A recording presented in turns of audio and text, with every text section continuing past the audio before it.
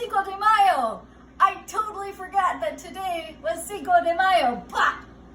Every day can be Cinco de Mayo when it's quarantine. It's kind of like Groundhog Day, only not. Might as well pick Cinco de Mayo to be the day. Cinco de Mayo. So we're making guacamole today because it's probably one of my favorite foods on the planet. I think I've said that before. I just love food. I have a problem, or not a problem, depending upon your point of view. Okay, so first of all, let's talk avocados. When you're picking an avocado, you want to make sure it has a good, firm exterior. It should be slightly tender to the touch, so when you squeeze it, it has a little give, but it's not super mushy. And when you go like this, you shouldn't hear the little seed inside rattling. That means it's like way past its prime. And avocado is a fruit, not a vegetable. Just a good fun fact. And also, being that I'm from California, I'm a snob about this. A lot of grocery stores around here store their avocados in the like refrigerated section of the produce section. That's bad, because what ends up happening is they get brown on the inside before you ever even get into them. So don't buy them that way. Okay, so let's talk about how to get into an avocado. You have to have a really good sharp knife and be uber careful. So you take your knife and insert it until you hit the center of the pit like that. Roll it around the pit. And then you want to split it like that. And look how perfect that avocado is. That's something to weep over. I mean, like truly, it's beautiful. Also a good source of fat, super healthy for you. And then you want to take your super sharp knife, tap it into the center. We're going to do it again, make sure we get it. There it goes. And then the seed just pops out like that. Be really cautious when you do that, because I have seen some serious disasters occur where people missed the seed and hacked into their hands and they cut the tendons in their hand. Not so good. So then I like to go ahead and just score the avocado meat within the skin here like that. And then we shall scoop that into our bowl. This is 4 avocados. Obviously, this is not a single serving of guacamole. Well, it could be, I suppose, depending upon how much Corona beer you've had. No pun intended there. Yes, pun intended. Pun is intended. Drink the Corona beer. It's not going to hurt you. Might disinfect you. Okay, so we've got the avocado in there.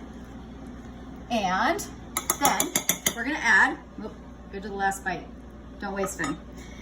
We've got some green onion, or you could use red onion if you wanted, or regular onion, white onion, whatever you feel like, or whatever you have on hand. Some green garlic or regular garlic, again, whatever you have on hand. We're getting this gorgeous green garlic from Coneflower Farm. Yeah, the green garlic is just in season. Cilantro.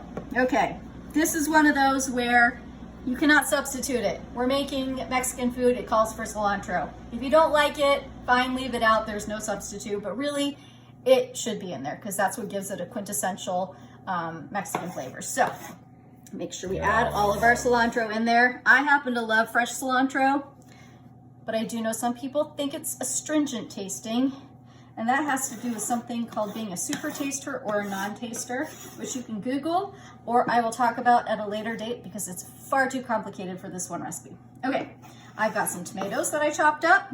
Toss those in there. I may have underestimated the size of the bowl I need, which that was partially my fault. Is a thing that I frequently do. And jalapeno. I'm going to put in 1 jalapeno to start here, and then I'm going to show you the second one. We're making this a fairly spicy sauce or guacamole.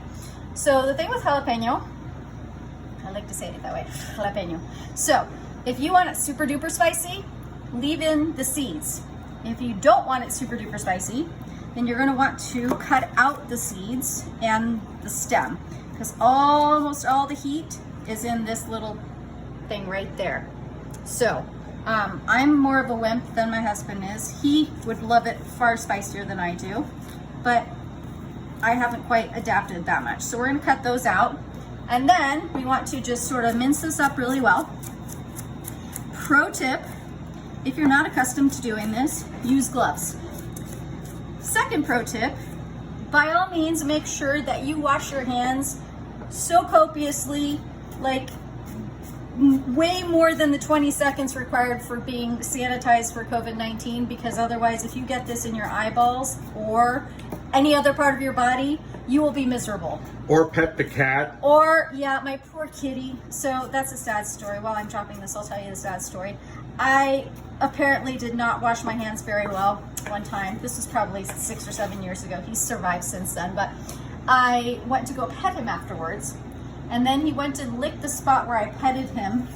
And he started, poor cat, he was like, I'm like, what is wrong with him? It was not normal furball hack. You know how as fur parents, we know the sounds that our animals make? I could tell this was not his usual like hacking up a furball sound. And then it dawned on me that I had petted him with my jalapeno fingers, and the poor cat was just dying of getting the heat on his tongue. So, and then like drank like 15 gallons of water. So please be careful with your pets as well.